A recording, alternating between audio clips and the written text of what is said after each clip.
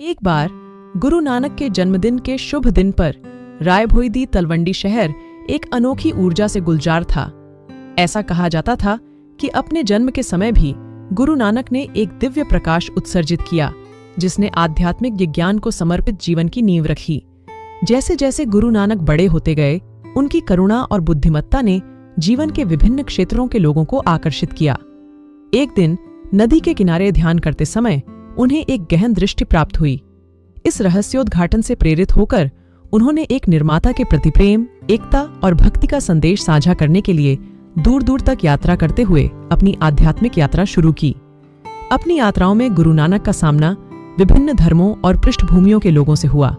उन्होंने राजाओं और भिखारियों से समान रूप से बात की और सभी में परमात्मा को देखने के महत्व पर जोर दिया। भजनों में कैद उनकी शिक्षाएं सिख धर्म की नींव बन गईं। उनकी यात्रा के दौरान एक उल्लेखनीय घटना सुल्तानपुर शहर में घटी।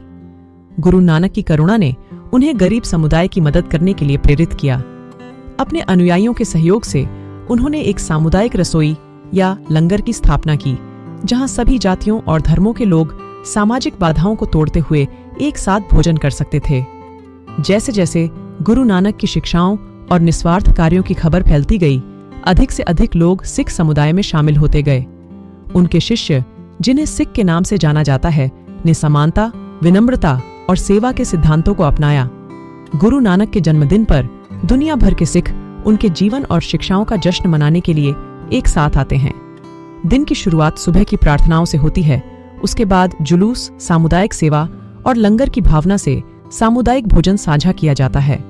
गुरु नानक की विरासत सिख समुदाय में जीवित है, जहां उनकी शिक्षाएं लोगों को करुणा, निस्वार्थता और ईश्वर के प्रति समर्पण का जीवन जीने के लिए प्रेरित करती रहती हैं।